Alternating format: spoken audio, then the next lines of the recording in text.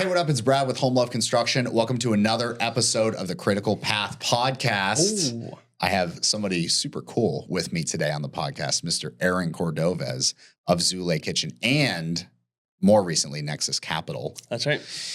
Aaron, thank you for being here.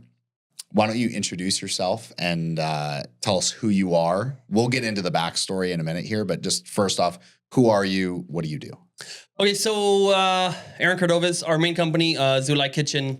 Zulay Kitchen, it's a primarily like kitchenware. Did I just pronounce it wrong? 90% of people, if they never heard it, they're gonna say it that way. You know what I mean? Because it's like the American way.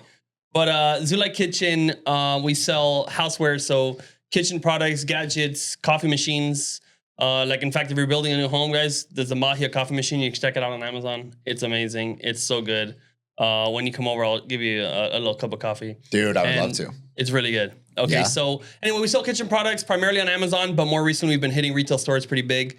Our own websites, all the marketplaces, right? Amazon is, I think, finally losing a bit of their dominance of like having the only place people shop. Now people are shopping in a lot of different places. So we're everywhere online. We acquire companies both within Zulay and within Nexus Capital. So we're in the acquisition game. Have some software. Amazing. We got a podcast, Aaron Cordovez Show. Mine is not so creative as yours. I just put my name on it and put show. I might change it, but yeah, I don't know. All Whatever you want to know about, I'll tell you more. Yeah, well, you're awesome. I'll say I've kind of, I guess maybe like, I think I first ran into you maybe like a year and a half ago, probably. Like it was when I kind of first like bumped into you and then have seen you from a distance. You're pretty awesome, dude. I think people think very highly of you. So don't fucking Depends who you ask. Just kidding. Depends who you ask. I mean, really, depends who you ask. No. Everybody that I know thinks very highly of you. That's because you have good friends. Yeah. That's because you have good friends. Well, good people around you. I try. Yeah. So my first question is, give me a little bit of the backstory of like the flavor of how did you get to the point of you run Zulay, which is a massively successful. I mean, we don't have to get into exact numbers, but okay. So how massively successful is it? Give a rough order of magnitude. So I'll say, funny enough, we haven't finished our books for last year. I know it's we haven't either. But yeah, book, I mean, it's terrible. Yeah. But believe revenue probably close to 90 million on Zulay by itself.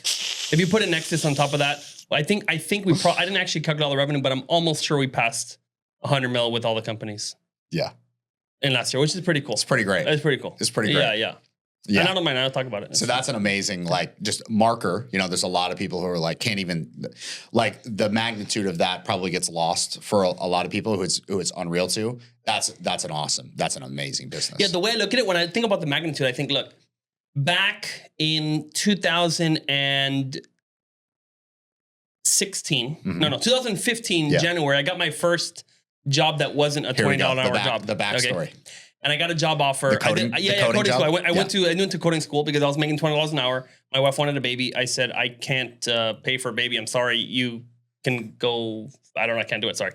And then she's like, she wouldn't take no for an answer in this. And she got my mom involved in this and they ganged up on me. And then that's the whole story. We don't have to get into all these details, but anyway, basically, hey, go listen to Aaron's podcast. Yeah. What's the name of the? I was just listening to it. What's the name of it? I called it the unfiltered story of Zulay Kitchen. That's it's three parts. The unfiltered story. 3 story. hours. You can hear the whole story. I've listened to a lot of it. It's so far. I'm going to finish listening to it. It's really good. Yeah. So go see Aaron's podcast for that. Thank you. Yeah. So essentially, I had to go and figure out how to make some money. Okay. Yeah. Because otherwise, I don't know, I would become the female of the family, which would be very bad.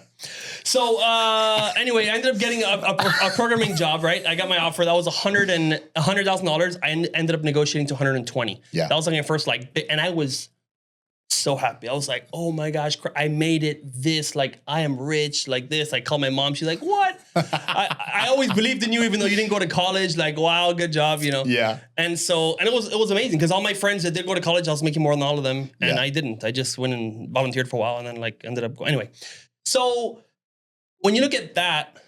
Yeah. And how much bottom line that is and how much you take home. Yeah.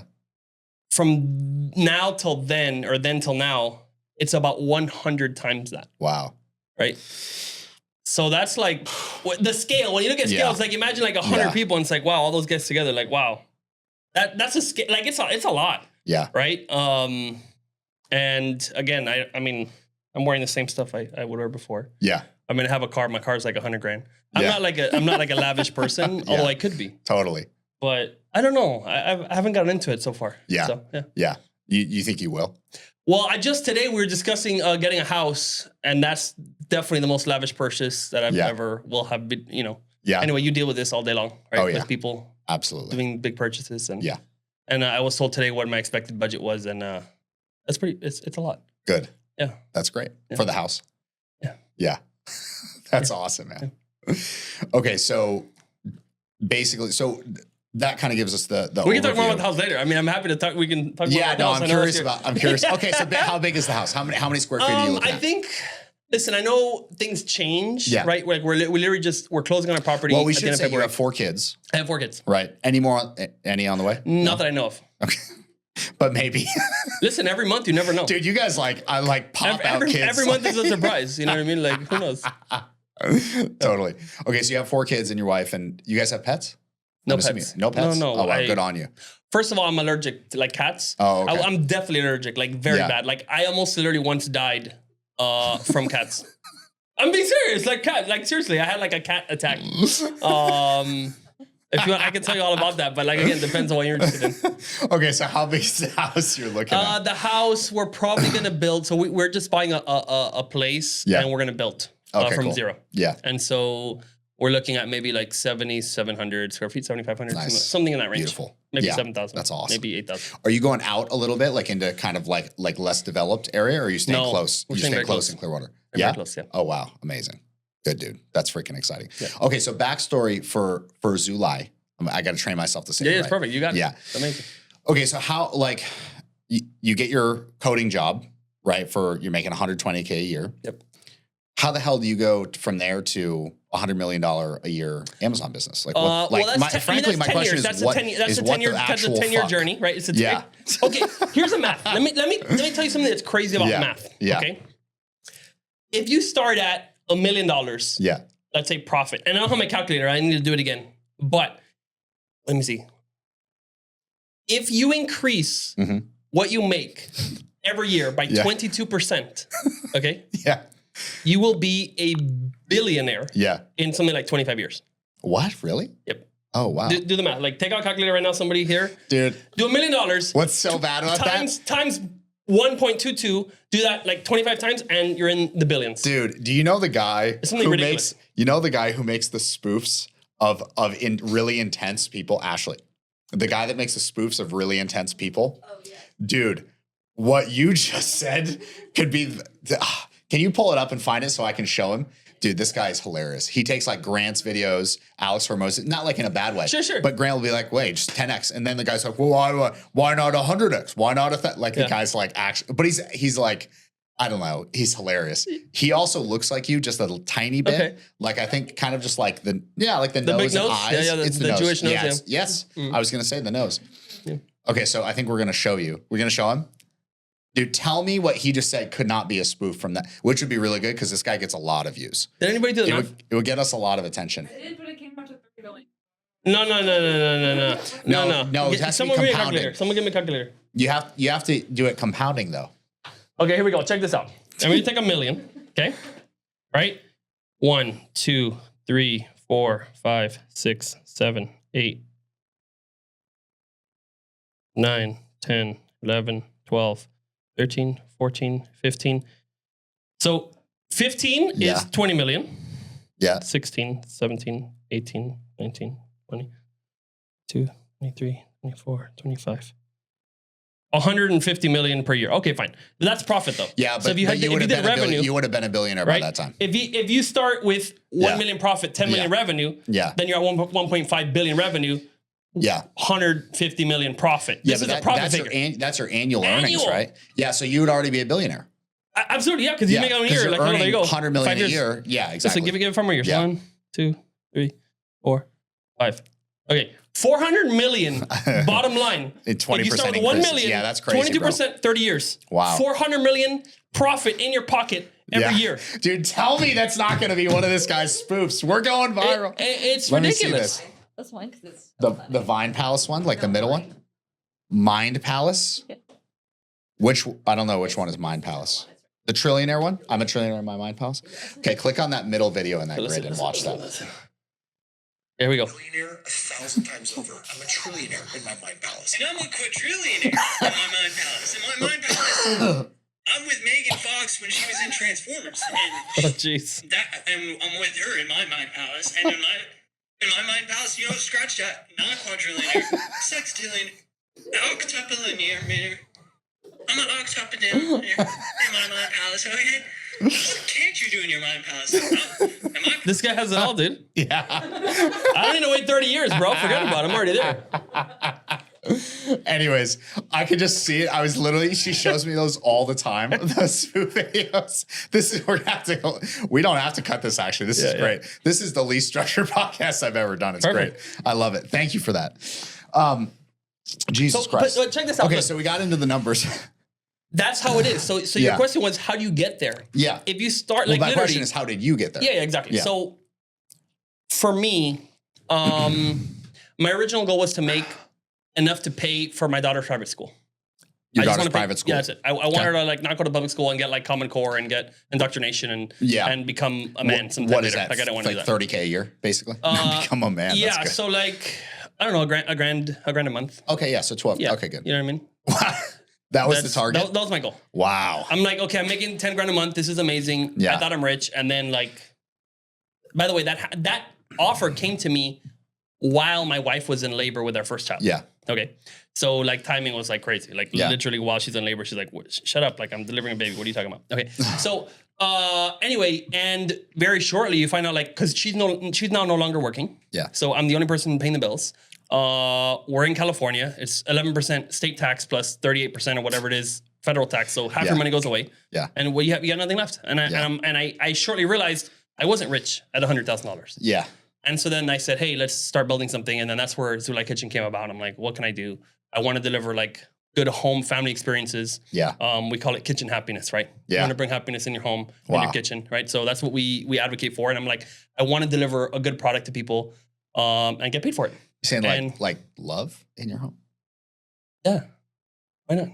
wow. Yeah, that's right. There you go. Oh, Jesus. Home love, Yeah. kitchen happiness. Yeah, there you go. Dude, this is crazy. You know what I just realized? This is crazy. We gotta did you trademark it? I need to. Yeah, you could. I need to I can handle help you file a trademark right now on this podcast. Okay, good. Like finding a trademark is the easiest thing you could ever do. I know. You could do it yourself. Dude, literally you know what the in 10 mistake minutes. was? Yeah. The mistake was that I paid a lawyer $2,000 to do it, and he didn't do it. What? Yeah. Dude, You could get him for negligence, no? I mean, not that it was probably not worth your time. Sorry, It's not But I worth mean, the that's time. just ridiculous. Like, yes, you're right. I mean, most attorneys are just completely useless. You know, ChatGPT is, by the way, is my new attorney basically. Okay, there you go. Like I have one real attorney, and then ChatGPT is Wow. like the paralegal and all the rest of the attorneys. There you go. Just don't pay it any like nonprofit money. Yeah, of course. Okay. Yeah, no, because it'll go in Sam Yeah, Altman's yeah, pocket. I love that you know that. Okay, so, dude, you know Manuel? Of course. This is devolving into like nobody's gonna be able to follow this storyline, but I love it anyways. It's so good. So Manuel, when we did our podcast, which I'm gonna have him on, we need to book him in like the next month. We were talking about like I tried bringing up like the like ChatGPT kind of like what data sets is it being trained on? It's woke, blah blah blah. Yeah, yeah. And he just totally was like, dude, I don't care about any of that.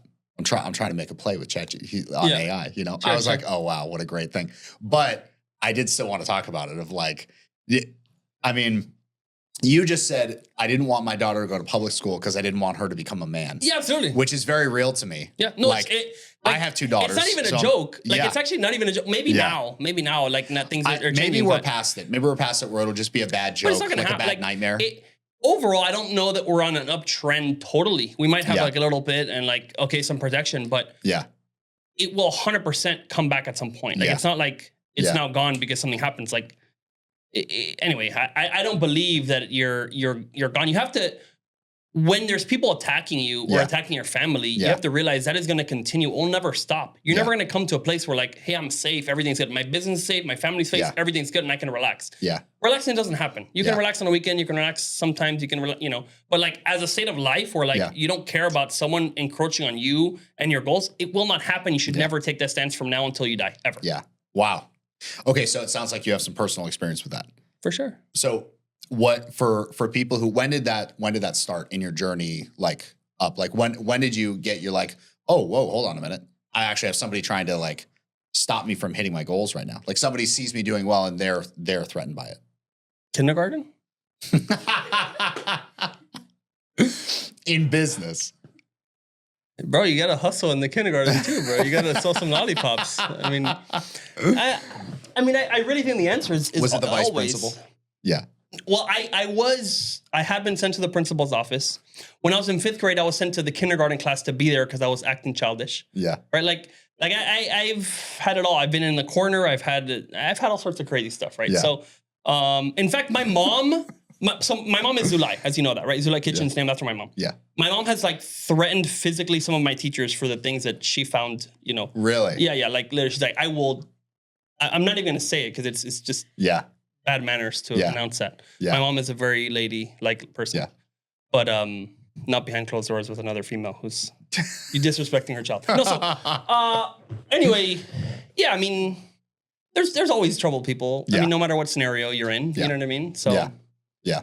I mean, if you want an instance of something, I could like in business. I mean, we've been sued before. Yeah. We have been sued. Yeah. We have been taken down from like platforms, deplatformed, canceled kind of thing. That's happened. Yeah. I don't know. We have a lot of stuff. Yeah. So take like deplatforming, for example, because I think that's like real to business owners, especially like e-com people. Mm-hmm. Do you find that other e-com people, like they get hit with that and then they're just like they don't know what to do? Yes, dude, I have a crazy story. Yeah, please tell me. Okay. That is the difference between making it and not making it. Okay, I will tell you a person, and I won't give this person's name on air, but I can tell you afterwards because you know this person. Oh wow.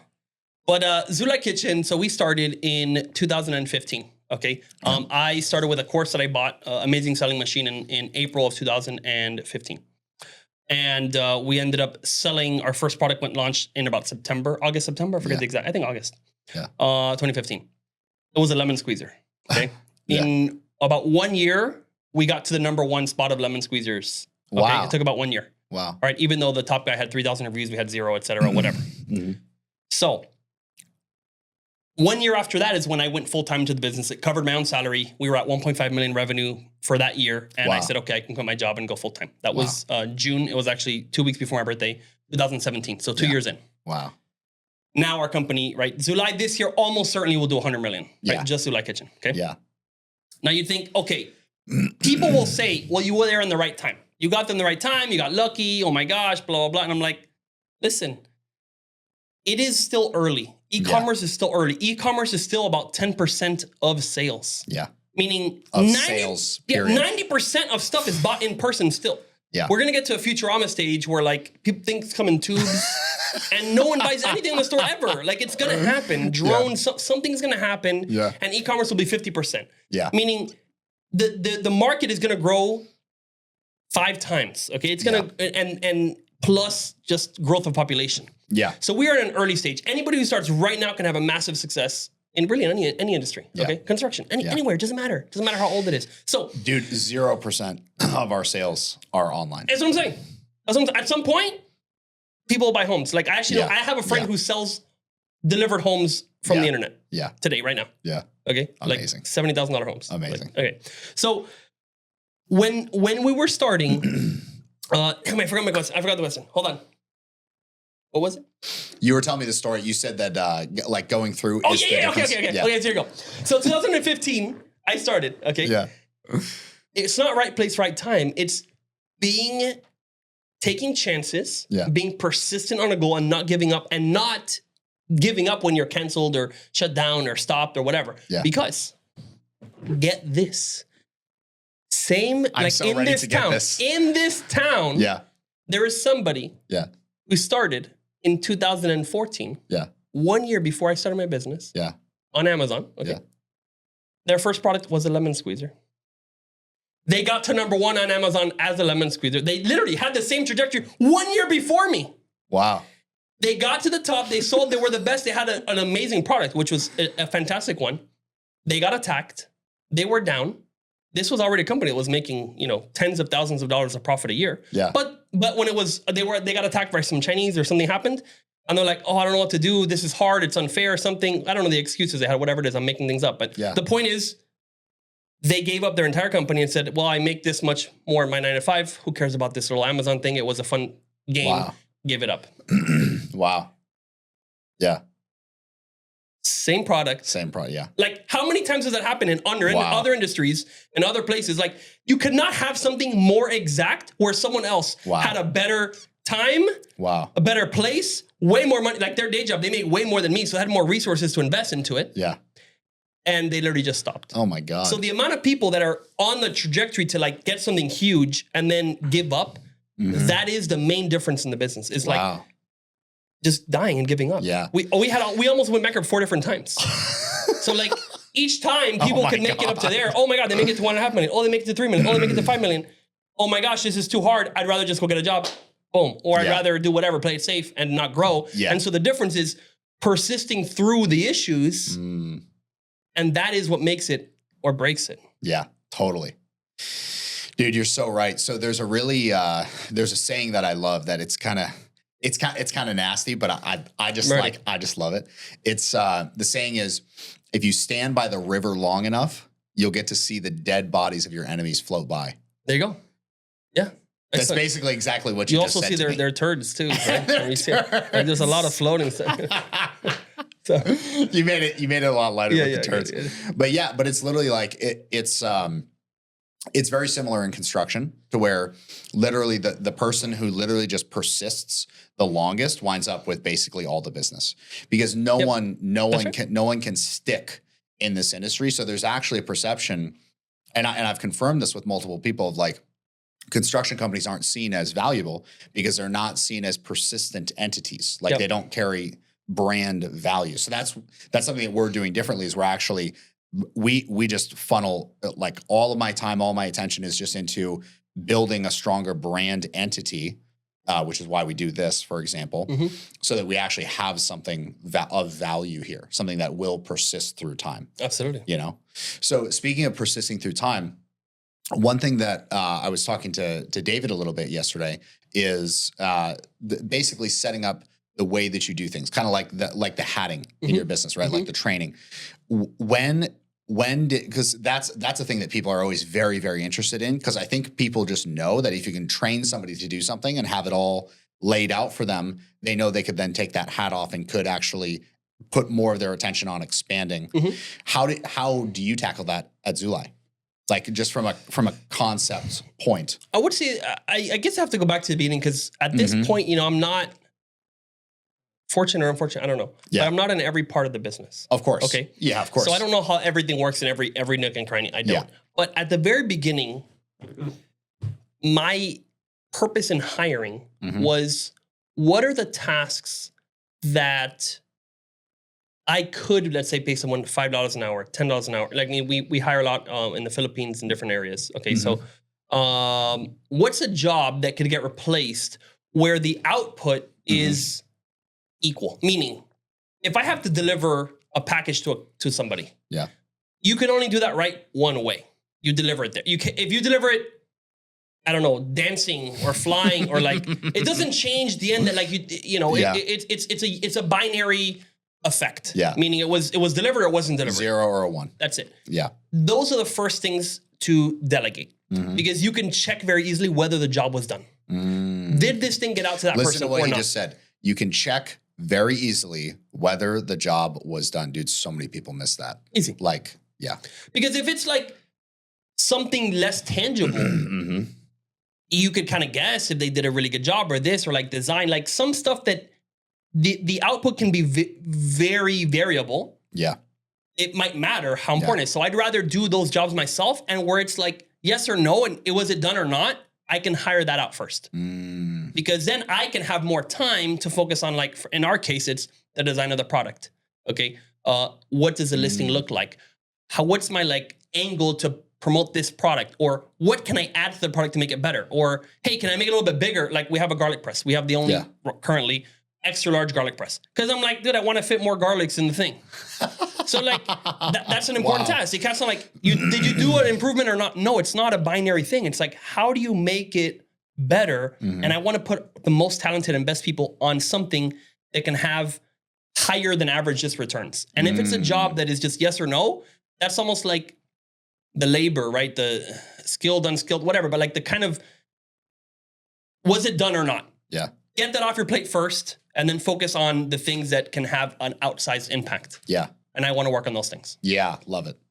Love it. So for somebody who's maybe struggling to get those, is it done or not tasks off, like what's your process for getting somebody else put onto that and you then getting off of it? Like how did you do? What's the first for us? What's the first one? Yeah, the first one that we did is like shipments, getting stock, having it in stock. It's either in stock or not in stock. Like, make sure it's not sold out. Okay, so someone makes orders. Yeah. They get it from China or wherever it is to the United States. Get it sent into Amazon. Yeah. You can do that job, but you can't do the job like superlative. I'm the best. Like, I can keep it in stock on Amazon much better than you can. I'm like, no, like they're both going to arrive and it'll both be for sale. Yeah. Totally. So actually, our first hire that we did was that. Like, yeah. All of the logistics piece. Dude, you actually just made me realize something. In the way you were explaining that, it's funny, you actually reminded me of somebody where their job was to answer the phone. Yeah. And they were like, I answer the phone better than anybody else. And the funny thing is, they actually didn't answer the phone the way that I wanted them to. Wow. Like, they're like, I add all this embellishment and blah, blah, blah, and I do this and blah, blah, blah. And I talk to them for 15 minutes. And I'm like, yeah, but you missed 2 calls while you were talking to that person for 15 minutes. And now those people, you know how hard it is to get somebody back on the phone after they call you and you don't pick up? Wow. Like, damn near impossible. That's true. So I literally just made me realize, like, the kind of ones and zeros type thing of like, you don't actually need somebody. You need somebody who's answering the phone to follow the script religiously and handle more calls. Like I was literally just like thinking about, wow, that's an amazing little tidbit in case you missed it there. Like, simplify it down to what it needs to be and answer every call. Yeah. That's like, yeah, that's right. Make sure every call is answered and you get the contact pins for each person. Yeah. If you got the contact info and got it, that's the job. That's not a salesperson. Yeah. No, right? So you can always call them back, but like if you miss their so that can be done by a bot maybe. Yeah. Hey, this is blah. Hey, what's your name? I don't know. We're talking about ChatGPT. Should be if it's done by a bot, you get the info, then it goes off to somebody.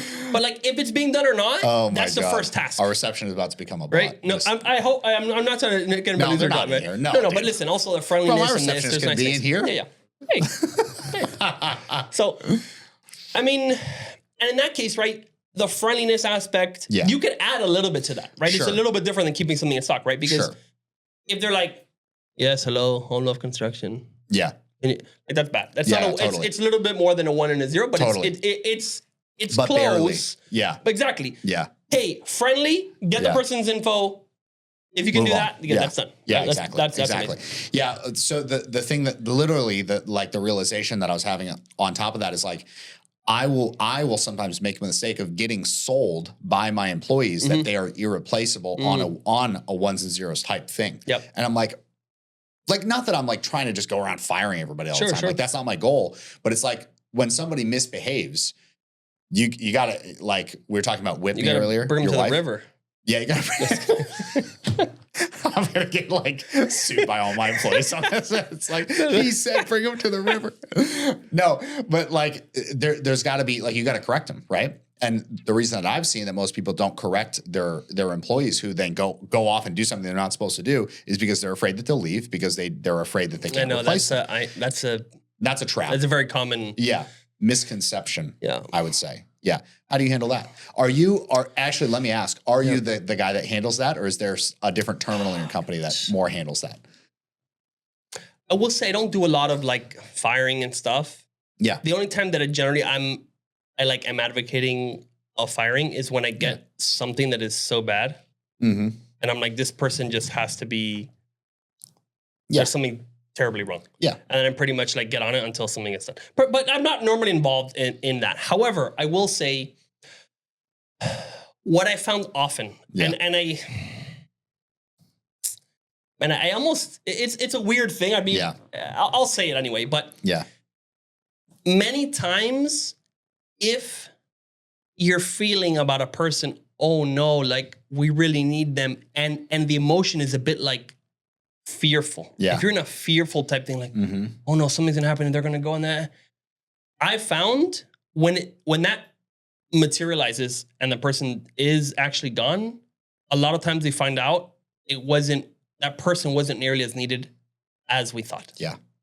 Yeah. On the flip side, when you're so happy with that person, you're like, oh my gosh, this guy's doing a fantastic, and it's like, almost you're just so happy that they're around. They're generally doing a lot more. I don't know. It's a feeling thing. This is like an emotional, I don't know what the deal is, but when I'm like so fearful a person's leaving because blah and this, and we have to do it, and what they're doing is so important and something, and they're gone, and generally it's like, oh, it wasn't maybe that important. Yeah. But when it's like, oh my gosh, this person, and it's very like quantifiable. This happened, this happened, this happened. Oh, these stats responded in this way. This revenue grew here. Oh, that project was amazing. And when it's more like, you're just happy with that person. That formerly bugged project is now going amazing. Exactly. Yeah. So when there's more very quantifiable exact things that you can pinpoint, like, that person did it, then that's the person you really want to keep. And I kind of found they also want to stay. Yeah. Like it's not, there's a high correlation between the person's desire to be in the company and how much they're actually producing. I don't know. And this is maybe anecdotal. I haven't like analyzed the thing. I don't have a spreadsheet, but like, I don't know. That's kind of.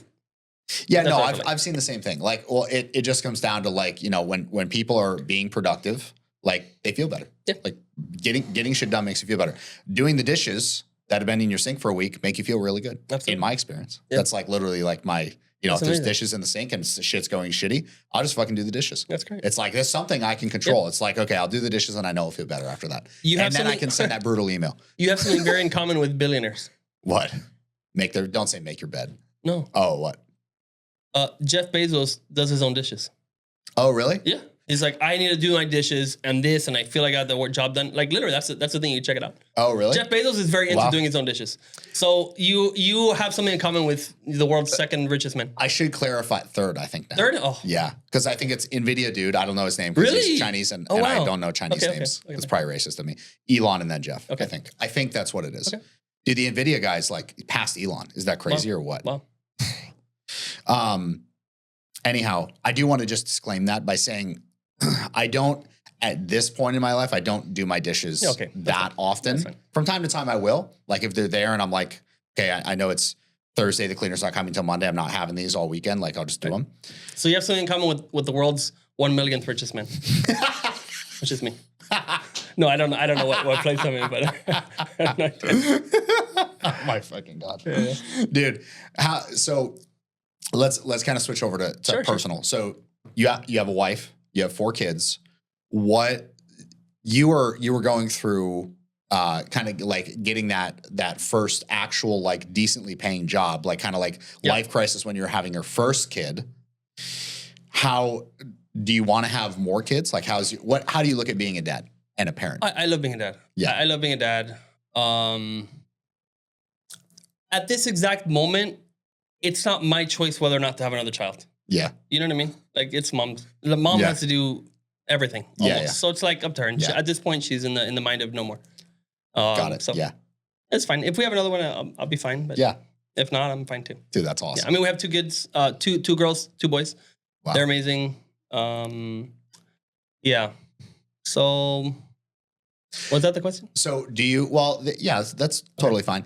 Do you plan on, what's your game plan with them for, because I'm starting to think about this because I have a 2-year-old, obviously we have tons of time. Sure. But I'm like, man, am I going to bring her into the business with me? Am I going to see what she wants to do, send her to school? I'm like, what the hell am I going to do with her? When she's like kind of to that stage where she can do something, I'm like, how are you thinking about that?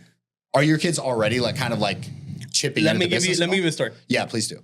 Okay, so end of December, my daughter Luna decided she wanted to go to Japan.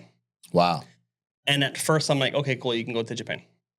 And then something happened and some sort of tantrum or I'm like, listen, I'm not buying your ticket to Japan. And she went into this like state of like despondency. She was like on the floor at this, like she wouldn't move.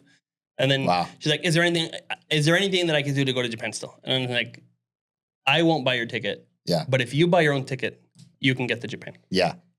And over the next... why does she want to go to Japan? Like what? She wanted to go to Japan because she loves anime.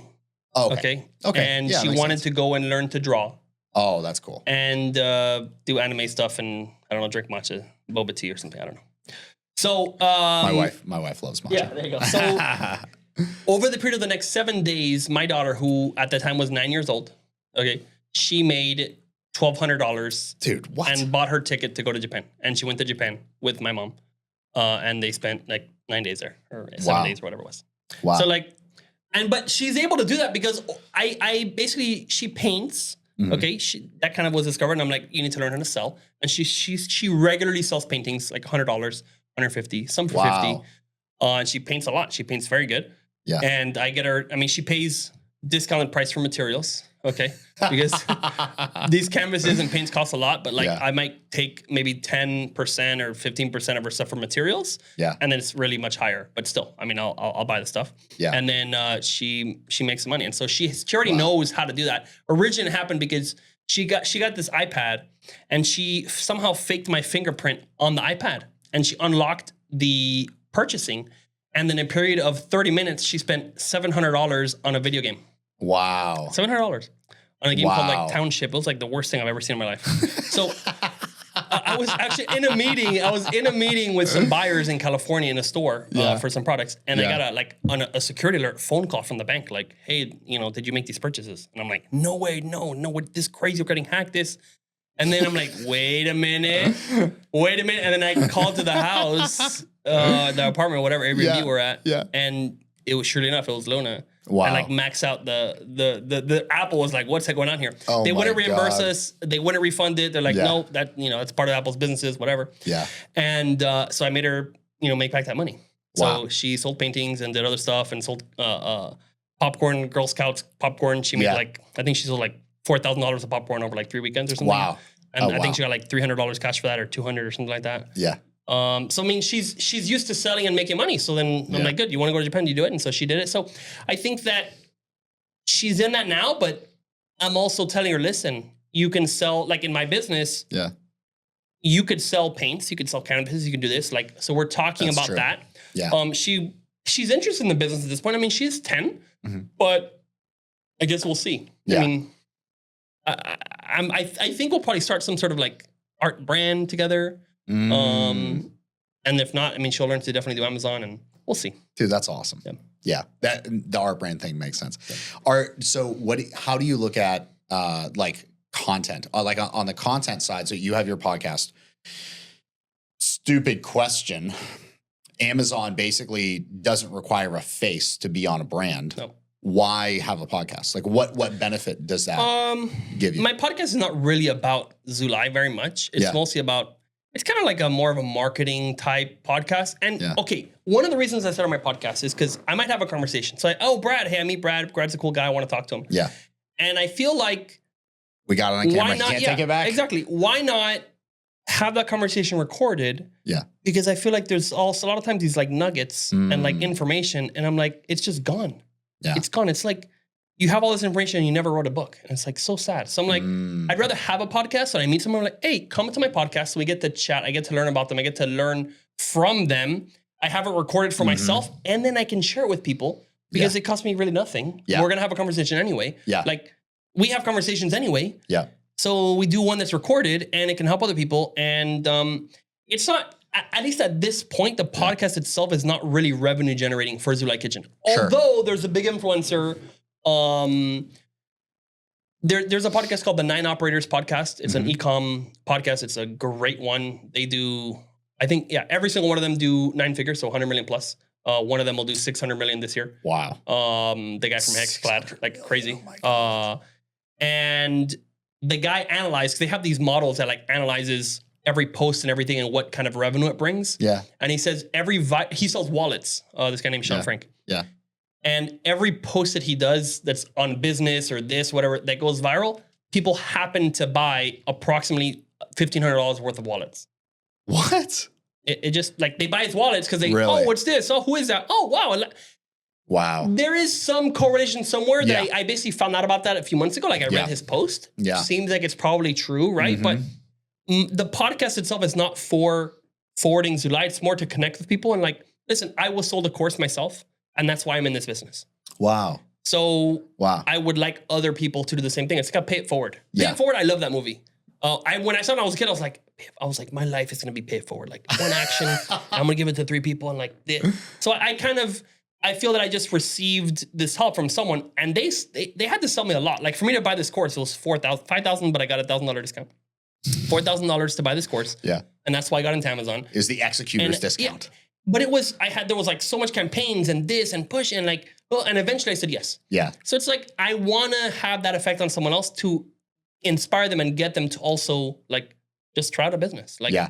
I didn't leave my day job to do a business. I did a side job and I replaced unvaluable-ish time, Yeah. Netflix time, gaming time, Yeah. whatever. You know, you could start a business an hour a day. Totally. 7 hours a week is plenty to get going. Yeah. So like, I just want more people to give it a shot. Yeah. You know, not be so like, I guess entitled or this or oh my gosh, the economy. No, dude, you can sell these cups and be the world's best cup seller. Literally. You can sell this table, Yeah. these microphones. You know this microphone? Yeah. They have huge margins because the name is big. You could probably make the same exact microphone, maybe from the same factory, Yeah. and sell it for 30% less. Yeah. And save people's wallets and then keep some for yourself. Yeah. Like that's a real thing. Yeah. And the amount of people that are trying it is way too small. Yeah. So if somebody wants to try it, I assume I actually don't know this, but I assume you have a course. I have a course now. What's the course? What's the URL? AaronCordovez.com/course. There we go. Very difficult. And it's extremely expensive. So it's not really meant for anybody to be able to buy. Yeah. Because it's $100 a month. So very inaccessible. So like literally, and I sit down this course. I go actually today, 7 p.m. I will have a seminar at my office. I do. I do like it's an in-person thing. Oh, so wow. I spend an hour each week with students can come in, they can submit questions and whatever. And I basically started last year with a new brand with a little bit of my money, and I just started from zero again right now this day, and show people how you could do it with somewhat limited budget. And I spend too little time on it. I should spend more time on it, but basically like an hour and a half a week is the time I put into the business. Wow. Which is, it's really too little. Like I don't recommend that, but like with all the stuff I have going on. That little brand that you started. Yeah. You do have a lot going on. Yeah. So you definitely should spend more time on that. But I want to show people that it is possible still today. And these guys are doing it with me, alongside me. Right. And then you could join, catch up, because every video is uploaded to the platform. So you can watch the entire training from then until now. How did the launch go? How did this happen? What is this guy's business? What's that? How to do the ads? Everything. So yeah. Dude, amazing. Okay, so before we wrap, because we're getting close to time here, what is you're obviously like you wear the goal maker hat for your business. You do, right? Would you agree with that? Yeah, absolutely. Yeah. I mean, what's sure. the goal that you're like, what's the big goal that you're going for? 22% growth a year. Yeah. For real. Really? Yeah. Wow. Where we're at now, in about 13 years, that'll be $1 billion in sales. Yeah. Yearly. Yeah. So I mean, that seems pretty good. Seems very doable. It's extremely doable. Yeah. It's extremely doable. Yeah. You like adjust and correct this, and that's from what for me. There's literally people that are like, oh, billionaire this, and they talk like that guy. Yeah. My MySpace, 5 quadrillion. It's like the first question, did anybody even make that much money? Well, the answer is no, but he could be the first, maybe. Yeah. So the thing is, for me, the direction you're going is more important than just stating something. Totally. If I can stay on a path of continuing to grow. Yep. And the most important thing is do not crash, do not go down, and continue on a path. Yeah. If, like I did number, it was a ridiculous number. No, from right now till the end of my life, if it's 22%, I think it's like the richest person on the planet. I'm serious. It's a crazy number. No, it's crazy. It's really crazy. I don't particularly expect to get there, but like, why not go for it? Because it's not that crazy. Like 22% growth. And by the way, that number came from a book called Psychology of Money. Nothing to do with psychology, everything to do with money. I've read it twice. It was recommended by Grant Cardone. I love that. Nothing to do with psychology, everything to do with money. That's right. I started that book and then quit reading it. I need to go back and read it. It is so good. Yeah. It is so good. But anyway, that 22% came from there. Wow. And the growth and overall, like the condition, a normal condition, which you know about, right? Like you just have to keep growing. That's right. And if the goal is to stay in a growth way, you'll be way bigger than you ever thought. Because that's where I'm at. That's where I am right now. Oh yeah. So I don't need to worry about it. Just continue on that growth. Yeah, dude, I love that. Well, bro, thank you for being here. Any closing thoughts that you would leave people with? I want to make sure if there's any last tidbit that you'd leave for people. Your dying words to this audience. What would it be? Keep love in your home and happiness in your kitchen. No, so listen. Cut it there, Ricky. So I think there's a few really great people that have said amazing things. Yeah. And a few of the quotes, like I like to be like a logical person. I know a lot of things I use like emotionalness, but there's a quote by Jeff Bezos. And of course I'm an Amazon guy, so like whatever. Yeah. Yeah. So, but he says, listen, and this is very profound, but it seems very simple. Mm-hmm. But he says, if I have a chance to have a 10% chance, okay? Mm-hmm. A 10% chance to 100x the outcome. Yeah. You should take it every time. Yeah. Now, what does that mean? If you really look at that, Yeah.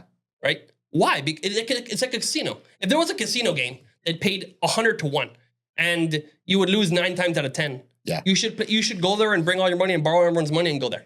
Like that's what you should do. But that game doesn't exist. Yeah. But the game does exist in business. Yeah. Because a business and a business venture, if you only have a 10% chance of making it, like listen, for my initial investment, I've way past 100x our own investment. Yeah. Each product, I have many products that have done it. So if you just realize your success, if it was a 10% or a 5%, yeah, but you can 100x, which pretty much any business of anything, of almost any starting capital could 100x what you have. Yeah. So like trying it is so underrated. Yeah. Just going out there, just like trying, because trust me, I did this because I'm like, I need to make $1,000.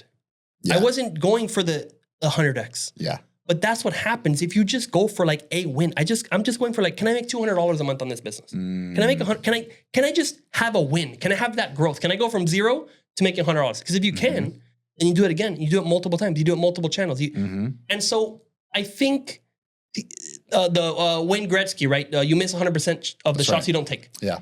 People are not doing shots. People are not trying. That's the problem right now that we have, like as a society. There's too many people that are in a complaining mode. Whether you're Republican, whether you're Democrat, whether you're whoever, that person did this, that person did that. Bro, my home country, Venezuela, the amount of people that complain and gripe about the government, it's very high. Yeah. Okay, very, very high. And I've fallen into that many times. Yeah. Okay. Yes, the government did bad things. As we see, our own government has extreme, massive corruption. Yeah. But guess what? I cannot particularly control that. Oh, sorry. Well, yeah, okay, that's great. But what can you control? Yeah. Can you stop corruption in your own company? Yeah, true. Ooh, can you stop corruption in your own family? Can you do something in your own school? What can I control and can I have a win there? And go over that and have a constructive attitude, because the government and pointing fingers of them doing something, guess what? You're not taking responsibility for your own area. Yeah. And when you take responsibility for your own area and do something yourself, have some sort of growth, do a little bit better, do this. Yeah, maybe the government is corrupt. And in fact, the government is corrupt. Okay, good. Yeah. Thank you. We acknowledge it. Yeah. What's next? Yeah. What's next? Done. Are you going to now waste your time? They're not going to just take your money, but they're also going to take your time, because 80% of your effort is going to be complaining about the government. Yeah. Or you're going to go take a chance to make something for yourself. And then when you have money, you could then lobby, you could do this, whatever you feel like doing. But when you have money, you have more options. That's right. So take the shot. Beautiful. Yeah. And we'll end it on that. Thank you. Thank you for being here, bro. Absolutely. Pleasure. Yeah.